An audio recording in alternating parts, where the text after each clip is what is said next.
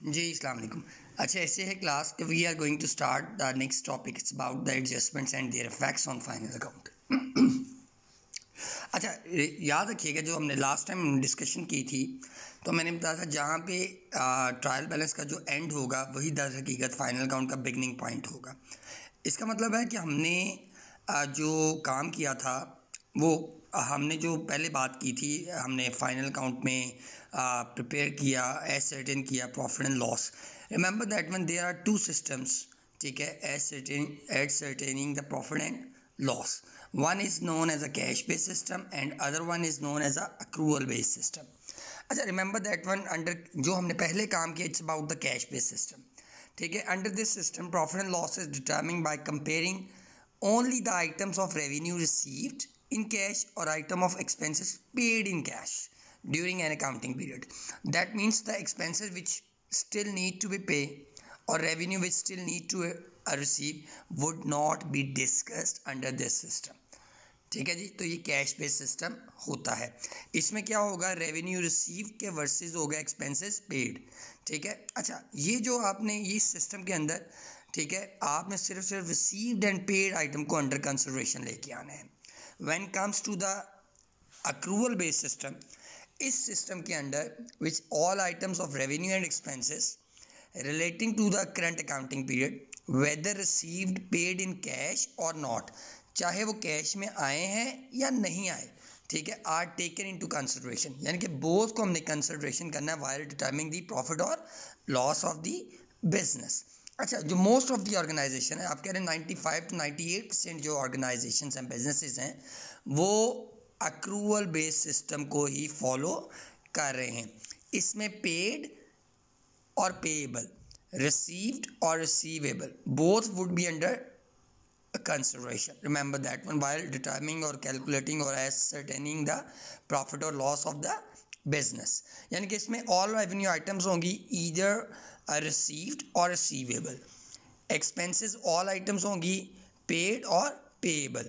Remember that mean that would be stick with the current accounting period. Let's suppose मैं अगर 2020 का profit या loss calculate कर रहा हूँ, तो I have to stick with the current accounting period, यानी कि 2020 से ही मैं स्टिक रहूँगा, मतलब ना इससे पीछे ना इससे आगे मैं इसको कंसिडर नहीं करूँगा। करंट पीरियड के साथ ही इसको कंसिडर किया जाएगा, ये बात आपने जहन में रखनी है। अच्छा, हमने बात की है adjustments and their effects. Remember that one कि सबसे पहले आपको ये पता होना चाहिए कि एडजस्टमेंट्स की ज़रूरत क्यों पेश आती है। हमने बात की है कि हमने जो भी लास्ट टाइम हमने जो फाइनल अकाउंट प्रिपेयर किया था on the basis of the trial balance provided to us, जो भी ट्रायल बैलेंस हमें दे दिया जाता था उसके अकॉर्डिंगली हम फाइनल अकाउंट प्रिपेयर कर लेते थे।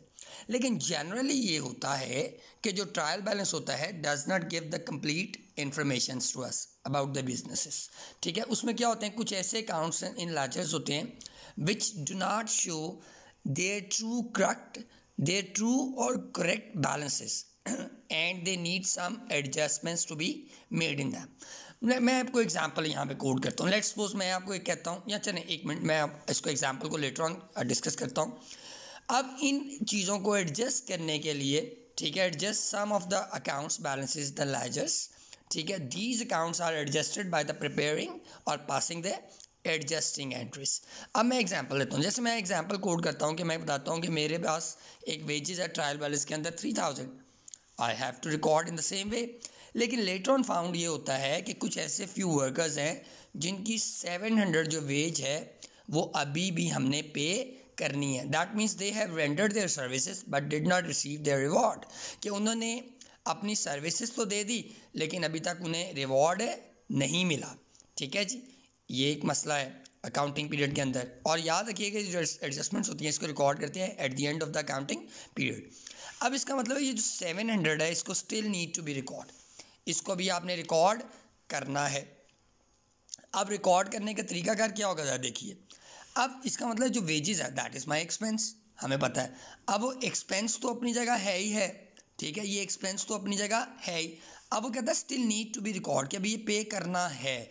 जब पे करना है तो हमारी क्या हो जाएगी, पेएबल। जो एक्सपेंस है वो तो अपनी जगह है, साथ में वो क्या डेवलप हो गया, पेएबल। इसका मतलब ये एक्सपेंस भी है और साथ में लाइबिलिटी भी क्रिएट हो गई। तो इस तरह ये जो एडजस्टमेंट्स होती हैं ये यूजुअली इसके दो फैक्ट्स होते हैं। वंस यूजुअली होता है और प्रॉब्ली होता है trading and profit and loss में, और जो सेकंड वन होता है वो बैलेंस शीट आइटम्स में होता है। अब ये एक एक्सपेंस है अपनी जगह, एक्सपेंस इंक्रीज हो गया, डेबिट हो गया, और लाइबिलिटी अभी स्टिल नीड टू पे है, इसका मतलब लाइबिलिटी इंक्रीज है, और जब वो इंक्रीज होती है तो क्रेडिट हो जाता है। तो wages count to wages payable, इसकी एक एंट्री डेवलप होगी। इस एंट्री को हम एडजस्टिंग एंट्रीज का नाम देते हैं।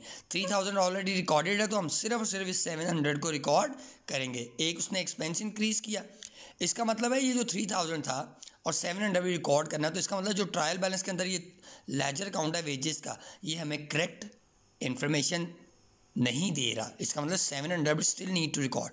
तो इसका मतलब जब 700 को रिकॉर्ड करेंगे तो जो आपके एक्सपेंस हैं वो बढ़ के कितने हो गए, 3700।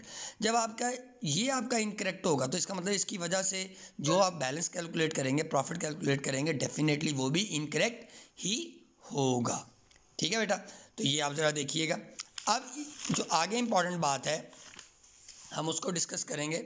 जो एडजस्टमेंट्स होती हैं यूजुअली, याद रखिएगा एडजस्टमेंट्स जो होती हैं वो मेन काफ़ी हैं, लेकिन हम इसको अभी मेन डिस्कस करेंगे, फिर लेटर ऑन नेक्स्ट लेक्चर्स के अंदर इसको डिस्कस फर्दर करेंगे। अक्रूड आउटस्टैंडिंग पेएबल एक्सपेंसेस हैं, प्रीपेड अनएक्सपायर्ड एक्सपेंसेस हैं, अक्रूड रिसीवेबल रेवेन्यूज़ हैं, अनअर्न्ड रेवेन्यूज़ हैं, डेप्रिसिएशंस हैं, प्रोविजन फॉर बैड डेट्स हैं, प्रोविजन फॉर डिस्काउंट्स हैं, इंटरेस्ट ऑन कैपिटल है, इंटरेस्ट ऑन ड्राइंग्स हैं, और भी हैं, विल डिस्कस लेटर ऑन। अच्छा, ये मैंने भी आपको सिर्फ मेन टाइप्स बताई हैं, ये डिस्कस करेंगे step by step next video के अंदर।